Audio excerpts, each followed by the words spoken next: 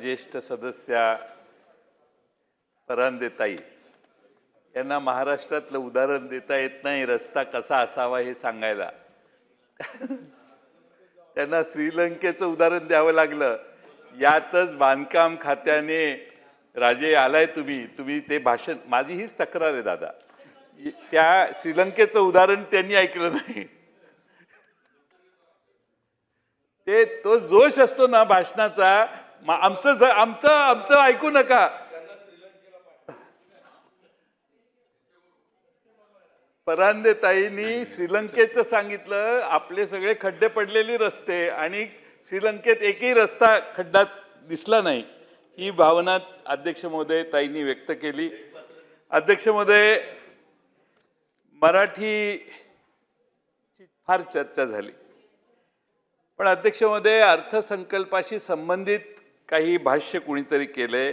झारखंडचे भारतीय जनता पक्षाचे खासदार काल म्हटले, मराठी लोक कुणाची भाकर खातायत, आमच्या पैशावर तुम्ही मराठी लोक जगताय, मराठी लोकांकडे कोणते उद्योग आहेत, मराठी लोक किती टॅक्स देतात सांगा, खाणी आमच्याकडे आहेत, तुमच्याकडे खाणी आहेत का? अध्यक्ष महोदय, मला आज पुरवणी मागण्यांच्या चर्चेत सुदैवाने अर्थमंत्री महोदय इथं बसलेले आहेत. हा प्रश्न तयार त्यांनी केलेला आहे, मी नाही. मी अनेक वेळा केला, तुम्ही मनावर घेतलं नाही. आता परराज्याच्या लोकांनी हा प्रश्न विचारलेला आहे की महाराष्ट्राची आर्थिक परिस्थिती इतकी खराब झाली आहे का की आपल्यावर भीक मागण्याची वेळ आलेली आहे. अध्यक्ष महोदय, महाराष्ट्र सगळ्यात जास्त टॅक्स केंद्राला देतो आणि असं असताना आमच्या पैशावर मराठी माणूस जगतो, हे विधान भारतीय जनता पक्षाचे खासदार कसे करू शकतात? आणि महाराष्ट्र भारतीय जनता पक्ष त्यांच्या विधानाशी सहमत आहे का, याचा खुलासा अध्यक्ष महोदय करण्याची गरज आहे. शेवटी हा महाराष्ट्राचा अवमान आहे. त्यांचं झारखंडचं बजेट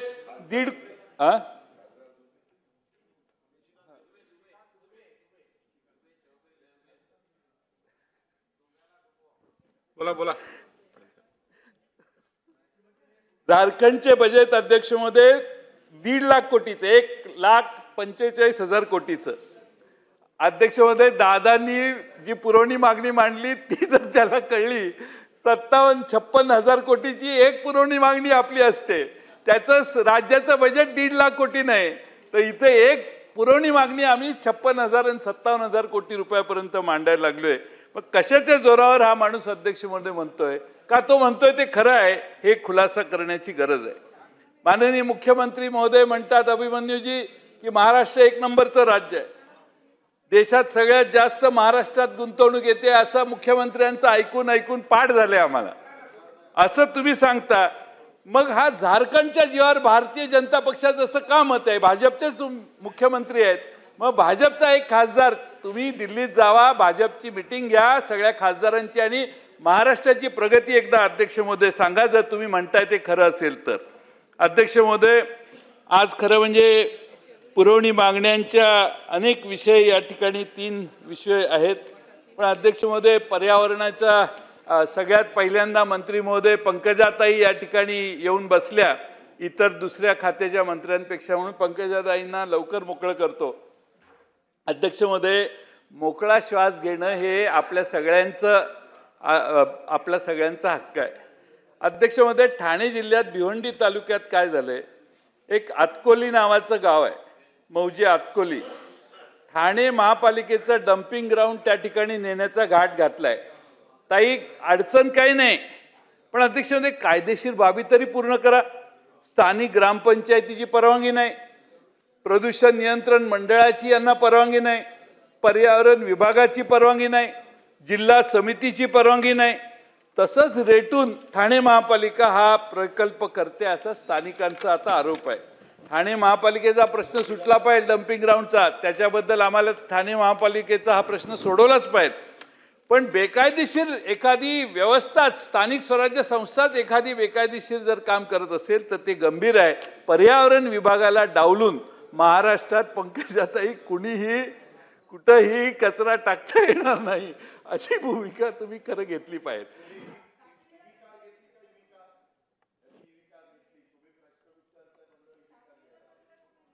तुमची मला ईव्ही कार काय ईव्ही कार दादा तुम्ही मला पाठवून द्या.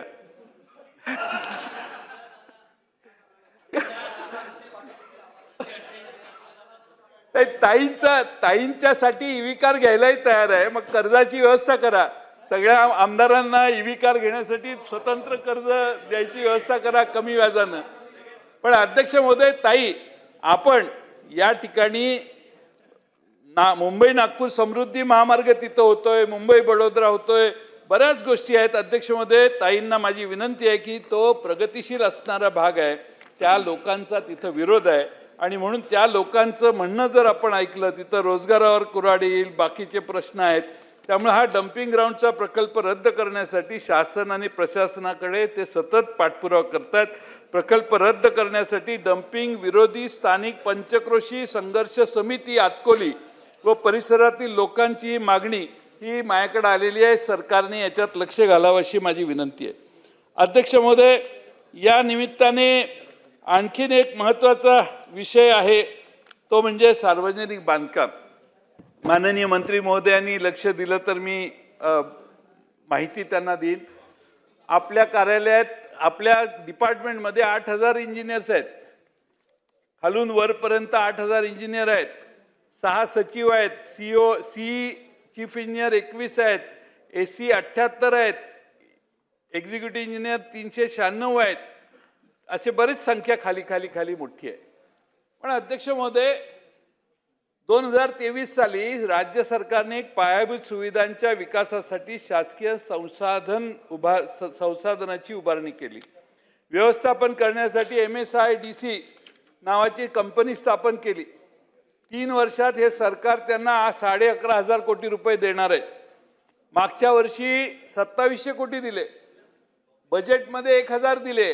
आत्ता पुरवणी मागणी ती 1,000 कोटी आहेत, म्हणजे 4700 कोटी रुपये दिले. आपली 3 वर्षात, हे दुसरं वर्ष चालू आहे, आपली 3 वर्षात कमिटमेंट 11,000 कोटीची आहे. आपण 30% दिल्यावर 70% लोक बँका त्यात पैसे देणार आहेत. आणि अध्यक्ष महोदय, विधानसभेच्या निवडणुकीच्या दरम्यान मागच्या सरकारने काय केलं अध्यक्ष महोदय, तर 38,000 कोटीचे टेंडर काढले. टेंडर काढून फक्त लेटर ऑफ ॲक्सेप्टन्स हे निवडणुकीच्या आधी दिले. फक्त लेटर ऑफ ॲक्सेप्टन्स निवडणुकीच्या आधी दिले. आपणही लाभधारक असाल कदाचित याचे. त्यामुळं हा मुद्दा फार गंभीराने घ्या. त्यांचा मतदारसंघ लाभधारक असेल, ते लाभधारक असू शकत नाहीत.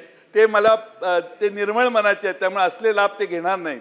पण अध्यक्ष महोदय, सत्ताधारी आमदारांनी सगळ्यांनी नारळ फोडले. निवडणूक झाल्या, वर्क ऑर्डर काढली गेली. आता कामाचे पैसे 30% महामंडळ, 70% बँक कर्ज घेऊन त्या ते नारळ भारी पडले आम्हाला. त्यामुळे अध्यक्ष महोदय, या महामंडळाकडे एवढी कामं करण्याचे स्टाफ आहे का? शेकडो कामं आहेत. आणि किती कामं त्यांच्याकडे स्टाफ आहे? एक 4-5 जण तिथं काम करतात. त्यामुळे अध्यक्ष महोदय, बांधकाम खात्याकडे 8,000 कामगार आणि जे महामंडळ कामं देणार आहेत त्यांनी काम दिलं ना की एक्झिक्युटिव्ह इंजिनियरने फक्त बघायचं आणि सही करायची.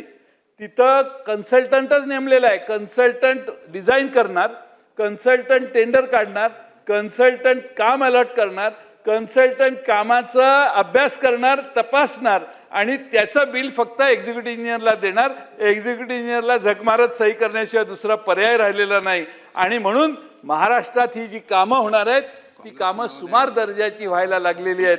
हे अध्यक्ष महोदय, मला इथं सरकारला सांगणं आवश्यक आहे. अध्यक्ष महोदय, परवा इंद्रायणी नदीवरचा जुना लोखंडी पूल पडला. 4 जणांचा मृत्यू झाला. 52 जणांना यश आलं सुखरूपपणाने वाचवण्यात, पण 51 जण त्यात जखमी झाले. अध्यक्ष महोदय, जुना पूल आहे, 90 साली पुलाचं काम सुरू झालं. आता कमकुवत पूल 1.5 वर्षापासून बंद होता. तिथं यात्रा जत्रा काही पर्यटन काय असेल तर लोक त्याच्यावर जाणार नाही, त्याची काळजी करायला सरकार पूर्णपणाने फेल गेलं. आणि अध्यक्ष महोदय, हा पूल जर बंद झाला तर 8 ते 9 किलोमीटर वळसा लोकांना घालून जावं लागतं. 20-25 मिनिटाचा, अर्धा तासाचा प्रवास वाढतो. आणि आता नव्या पुलासाठी 8 कोटी रुपये निधी मंजूर झालाय. टेंडर काढून वर्क ऑर्डर दिले असा दावा आहे. आपण भाषणात सांगा की वर्क ऑर्डर दिली आहे का नाही दिलेली. 11 जुलै 24ला नव्या पुलाच्या कामाची कामाला मंजुरी देण्यात आली असं पत्र रवींद्र चव्हाण मंत्री होते त्यांनी रवींद्र भेगडे भाजपचे नेते त्यांना दिलं. 10 जूनला 2025ला काम सुरू करण्याचे आदेश पत्र निघाले. अध्यक्ष महोदय, या सगळ्या गोष्टी तपासल्या तर नागरिकांना दोष देऊन चालणार नाही, प्रशासनाला आणि सरकारलाही दोष द्यावा लागेल. या दुर्घटनेनंतर पर्यटकांना दोषी धरण्यात धन्यता मानण्यापेक्षा आणि स्वतःची कातडी वाचवण्यापेक्षा जबाबदारी घेऊन अध्यक्ष महोदय याचा शहानिशा करा. अध्यक्ष महोदय, धोकादायक पूल हा एक नवीन प्रकार आहे. मी तुम्हाला उदाहरण देतो. आज नागपूरला पूल बांधलाय. आता एक नवीन घटना मी अध्यक्ष महोदय, मंत्री महोदय, आपल्याला उपमुख्यमंत्री महोदय सांगतो. मुख्यमंत्री महोदयांच्या नागपूर शहरात यादव नगर गोलीपुरा येथील नवीन उड्डाण पूल ज्याचं अजून उद्घाटन व्हायचंय, आपला पूल रेडी आहे, ज्याचं उद्घाटन व्हायचंय, त्याला मोठं भगदाड पडलेलं आहे. अध्यक्ष महोदय, आवाजच्या सव्वादारात बांधलेले हे उड्डाण पुलाचा उद्घाटनाच्या आधीच जर भगदाड पडलं अध्यक्ष महोदय, तर त्याचा दर्जा काय असेल याचा सरकार आणि जनतेने विचार करणं आवश्यक आहे. तुम्ही अतिशय प्रामाणिक आणि अतिशय उत्तम मंत्री आहात. बांधकाम खात्याला या मंत्रिमंडळात जे काही चांगले निर्णय झाले त्यात एक तुमचा निर्णय आहे की तुम्हाला हे खातं दिलेलं आहे. त्यामुळे तुम्ही याच्यात लक्ष घाला. आणि माझी विनंती आहे अध्यक्ष महोदय, या ठिकाणी 16,395 पूल बांधकाम विभागाच्या अखत्यारीत आहेत. 4 पूल अति धोकादायक आहेत, 8 पूल धोकादायक आहेत. आता हे अशा सगळ्या गोष्टी व्हायला लागल्या आहेत. तिकडं भिवंडी वाडा महामार्ग ओळखला जातो अध्यक्ष महोदय. काय काय हरीश भाऊ काय म्हणतात साहेब? जुने सदस्य आहे, मंत्री राहिलेले आहे, आम्ही त्यांचा आदर्श होतो. पण बोलण्याच्या वगात त्यांच्या तोंडून एक शब्द रेकॉर्डवर आलेला आहे. कन्सल्टर नेमलेले आहेत हॅमच्या रस्त्यासाठी आणि झक मारून सही करायला लागते एक्झिक्युटिव्हले. तर हा जो झक मारून आलेला शब्द आहे हा त्याच्यातून वगळण्यात यावा. कारण सिनियर सदस्य आहेत, त्यांच्यातून असे शब्द येणं योग्य नाही. म्हणून तेवढी माझा हरकतीचा मुद्दा आहे, ते आपण रेकॉर्डून काढून घेण्यात यावा असा माझा प्रश्न आहे. तपास घ्या. मोठी साहेब बोला. मासे मारून झक मारून हा शब्द मी मागे घेतो, पण त्या सगळ्यांना एक्झिक्युटिव्हला मासे मारत मारत सह्या कराव्या लागतात. त्यांना इकडे बघायचंच नाही असं ठरलेलं आहे. ठीक आहे, झक मारण्याचा अर्थ मासे मारणं आहे. आणि हा अतिशय मराठी भाषेतला विषय. आता मराठी भाषेचं समर्थन करणंही मुश्किल व्हायला लागले तुमच्या राज्यात. ठीक आहे, काय हरकत नाही. अध्यक्ष महोदय, मी या ठिकाणी ठाणे ताईंनी मगाशी गेले का फरांदे ताईंनी मगाशी भाषण केलं. भिवंडी वाडा महामार्ग सगळ्यात वाईट रस्ता आहे. भिवंडी वाडा महामार्गावर खड्ड्यामुळं तिथं अनेक वेळा आंदोलन केले, 9 वेळा तिथं आंदोलन झालं, पण काही दुरुस्ती नाही. अनेक खड्डे पडले आहेत. पालघर जिल्ह्याला जोडणारा हा महत्त्वाचा रस्ता आहे अध्यक्ष महोदय. 2019 पासून आत्तापर्यंत गेल्या 6 वर्षात सार्वजनिक बांधकाम विभागाने या रस्त्यावर 150 ते 200 कोटी रुपये खर्च केले. एक जिजाऊ कन्स्ट्रक्शन आणि मयूर कन्स्ट्रक्शन यांनी रस्ताच योग्य बांधला नाही, त्यामुळं प्रचंड गैरसोय झाली. अध्यक्ष महोदय, या ठिकाणी कोकणातही तसं उदाहरण आहे. आणि त्यामुळे अध्यक्ष महोदय, बऱ्याच ठिकाणी आता तडे गेलेल्याची यादी मंत्री महोदयांना हळूहळू खालनं येत असेल अशी अपेक्षा करतो. आता समृद्धी महामार्ग बांधलाय, 10 जिल्ह्यातून जातो. सगळं वर्णन त्याचं आपल्या सगळ्यांना माहिती आहे. अध्यक्ष महोदय, परवा उद्घाटन मधल्या काळात झालं. काही तासात उद्घाटन झाल्यावर संभाजीनगरला माळीवाडा इथं समृद्धी महामार्गाचा पुलाचा मोठा स्लॅब पडला, भगदाड पडलं. अध्यक्ष महोदय, 1.5 वर्षात एवढे पैसे आपण खर्च केलेले आहेत. त्या पैशाचं काय झालं याची चर्चा आम्ही करायचं बंदच केलेलं आहे. पण अध्यक्ष महोदय, स्लॅब कोसळल्याने काही भागात भेगा पडलेल्या असलेले पण चित्र अध्यक्ष महोदय आहे. आणि म्हणून MSRDC MMRDA यांच्या कामाचे दर्जा घसरलेला आहे. लोक फार खाजगीत बोलतात, जाहीरपणाने बोलायचं कुणाचं धाडस अलीकडं झालेलं नाही. पण नाही बरंच आहे अध्यक्ष महोदय. तुम्ही असं कसं हो? मी माझ्या पक्षाच्या वतीनं मी कदाचित एकटाच बोलणार आहे. अध्यक्ष महोदय, अध्यक्ष महोदय, 4-5 कंपन्या एवढ्या लाडक्या झालेल्या आहेत. तुम्हाला येऊन भेटल्यात की नाही अजून माहीत नाही, पण 4-5 कंपन्यांनाच महाराष्ट्रातली कामं मिळतात. मधल्या काळात एवढी कामं दिली, एक 10-12 महामार्ग केले. अध्यक्ष महोदय, भूमी अधिग्रहण केलेलं नाही, पर्यावरणाच्या परवानग्या पंकजाताईंना तर विचारतच नाही हे सरकार. पंकजाताई पर्यावरण विभागाच्या परवानग्या न घेता अनेक ठिकाणी कामं चालू आहेत.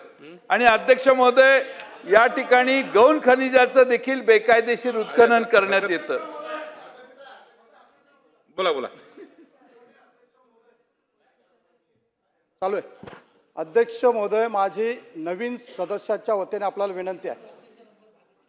आमच्या गावचे पाटील आहेत, अनुभव आहे, परंतु दादा नवीन सदस्यांना फक्त 2 ते 3 मिनटं बोलायला देतात आणि सिनियर सदस्यांना 45 मिनटं, 48 मिनटं, 1-1 तास बोलायला देतात. हा अन्याय आहे. हा नवीन सदस्यांवरती अन्याय आहे.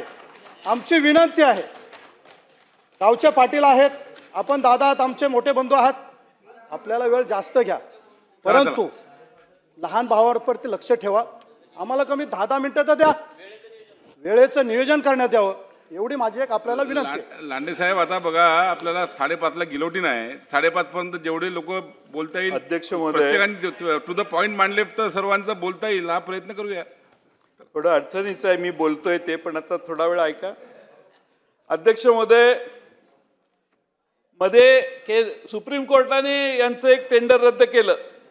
मुंबईतील 6,000 कोटीचा एलिव्हेटेड रोड, 8,000 कोटीचा LNTचे, सगळ्यांना माहिती आहे LNTचे दर कमी होते, त्यांना रिजेक्ट केलं. एक शेवटी सुप्रीम कोर्टात लोक गेली. अध्यक्ष महोदय, याचाही विचार सरकारने करण्याची गरज आहे. बांधकाम खात्यामध्ये असे अनेक विषय आहेत.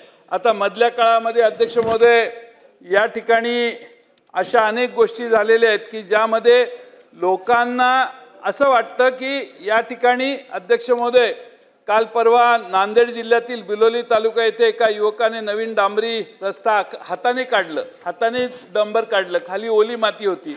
हे क्वालिटी पूर्णपणाने राज्यात घसरलेली आहे, हे या ठिकाणी सांगतो. अध्यक्ष महोदय, या ठिकाणी नगर विकास विभागाची देखील अशीच कहाणी आहे. सगळ्यात जास्त पोटेन्शियल असणारं खातं आता महाराष्ट्रात नगर विकास समजलं जातं.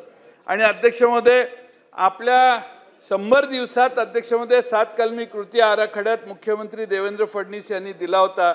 100 दिवसात काही डिपार्टमेंट त्यांनी नापास केले, त्यात नगर विकास खातं अध्यक्ष महोदय नापास झालं. ट्विटरवर पण ते सगळं त्यांनीच टाकलेलं मुख्यमंत्र्यांनी.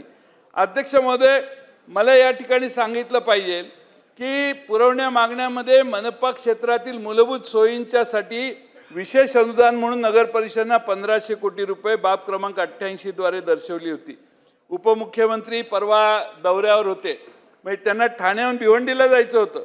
अध्यक्ष महोदय, स्वतः उपमुख्यमंत्री त्यांच्या खात्याचं डिपार्टमेंट हेलिकॉप्टरने गेले. का तर अध्यक्ष महोदय, भिवंडीकडे जाणारा रस्ता अत्यंत खराब झालेला आहे, प्रचंड ट्रॅफिक असतं, म्हणून माननीय उपमुख्यमंत्र्यांना शेवटी अध्यक्ष महोदय हेलिकॉप्टरने जावं लागतं. म्हणजे हा मेसेज आहे की काय पद्धत आपल्या राज्यात रस्त्यांची परिस्थिती निर्माण झालेली आहे. अध्यक्ष महोदय, या महाराष्ट्रात मुंबई शहरात उपनगरात अंधेरी येथे गोखले पूल आणि विक्रोळी येथे पूल झाल्यानंतर लोकांना वाटलं की आता कर्नाक पूल पण सुरू होईल.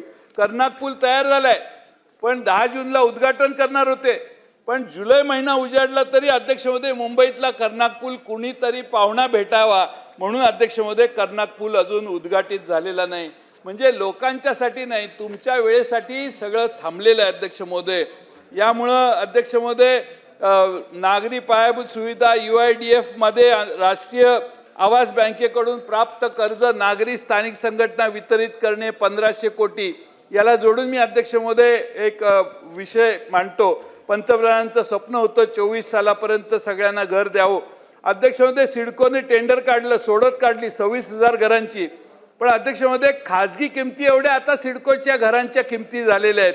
25 लाखापासून 97 लाखापर्यंत सिडकोची घरं असून अल्प उत्पन्न गट आणि आर्थिकदृष्ट्या दुर्बल घटकांसाठी ते परवडत नाहीत अशी परिस्थिती अध्यक्ष महोदय आज झालेली आहे. अध्यक्ष महोदय, 28 विभागापैकी या पुरवणी मागण्यात 8 विभागांनी सर्वात मोठ्या पुरवणी मागण्या जाहीर केलेल्या आहेत. त्यात नगर विकास विभागाने 15,465 कोटीच्या पुरवणी मागण्या काढलेल्या आहेत. अध्यक्ष महोदय, म्हणजे 26-27% पैसे फक्त नगर विकास विभागाला दिलेले आहेत. आणि अध्यक्ष महोदय, तुमच्या सरकारची 90,000 कोटी रुपयाची पैसे पेंडिंग आहेत, म्हणजे तुम्ही बिलं थकवलेली आहेत. जर अध्यक्ष महोदय एवढे पैसे असतील, नुसत्या नगर विकास खात्यातच 1,700 कोटी रुपये थकलेले आहेत. मग अध्यक्ष महोदय, बांधकाम खात्यामध्ये 80,000 कोटीचं पेंडिंग आहे. मी मगाशी सांगितलेले पुरवणी मागण्या आतापर्यंत दिलेल्या 27,000, 24,000, 23,000 कोटीची तरतूद झालेली आहे. अध्यक्ष महोदय, 80,000 कोटी रुपयेचे लायबिलिटी सरकारने अंगावर घेतलेली आहे. MSRDCची लायबिलिटी तर 2-3 लाख कोटी रुपयापर्यंत गेलेली आहे. MSRDC MMRDAचा विषय वेगळा आहे. मी माननीय अर्थमंत्र्यांना विनंती करेन की अर्थमंत्री महोदय, संपत आलं, अर्थमंत्री महोदयांनी आढावा घ्यावा. MSRDC वर किती बोजा आहे, किती लायबिलिटी आहे, MMRDA वर किती बोजा आहे, किती लायबिलिटी आहे. MMRDA संस्थेत कधीच लायबिलिटी बोजा नसायचा. पण अध्यक्ष महोदय, आता सरकारने MMRDAच्या पैशातून लिव्हरेज करून अधिक पैसे उभा करून वेगवेगळी कामं केली आहेत. कामं करायला विरोध नाही, पण खिशात पैसे नसताना अध्यक्ष महोदय टेंडर काढण्याची प्रवृत्ती आहे. मी शेवटचा मुद्दा मांडतो. जालना नांदेड समृद्धी महामार्ग होतोय. एकूण 179 किलोमीटरची लांबी आहे. परभणीत 4 तालुके, नांदेड जिल्ह्यातला 1 तालुका, जालन्यात 3, 87 गावातून महामार्ग जाणार आहे वगैरे वगैरे. 14,000 कोटी रुपये एवढा खर्च होता. आता तो वाढून 22,000 कोटी झालाय. अधिसूचना निघून 4 वर्षे झाली अध्यक्ष महोदय, पण शेतकऱ्यांना अजून मोबदला मिळालेला नाही. अध्यक्ष महोदय, शेतजमिनीचे मूल्यांकन 2017 पासून वाढलेले नसल्याने आता मिळणाऱ्या मावेजामध्ये व बाजारभावामध्ये खूप मोठी तफावत आहे. मूल्यांकन करत असताना त्या गावातील खरेदी खताची सरासरी काढून सर्वात जास्त किमतीचे खरेदी खत ग्राह्य धरलं पाहिजे. 18 ते 21 या 3 वर्षात 10% प्रतिवर्षी वाढ, याप्रमाणे वाढ देऊन मोबदला द्यावा अशी त्यांची मागणी आहे. मागच्या झाडांच्यासाठी देखील कोविड काळात वेगळे दर, डाळिंबाला 3400, सीताफळ 750, आंबा 8 ते 10,000 कमी करण्यात आलेलं होतं. आता ते वाढवलं पाहिजे. जुने मुंबई नागपूर समृद्धी महामार्गात द्राक्ष फळझाडास 11,900, डाळिंबाला 17 ते 18,000 रुपये झाड देण्यात आलेलं होतं.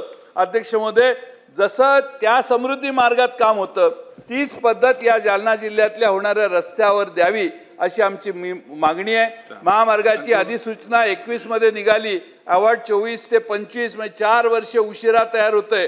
विहीर, घरे, गोटे, सिंचनाचे साहित्य खर्चामध्ये प्रचंड वाढ झाली आहे. त्यामुळं मोबदला व बाजारभाव यात खूप मोठी तफावत आहे. मूल्यांकन हे मनरेगाच्या विहिरीच्या मंजूर खर्चापेक्षाही कमी निघत आहे. मूल्यांकन चालू वर्षाच्या दराने करावं अशी मागणी या ठिकाणी मी अध्यक्ष महोदय करतो. एकंदरच सरकारचा कारभार हा शंकास्पद आहे.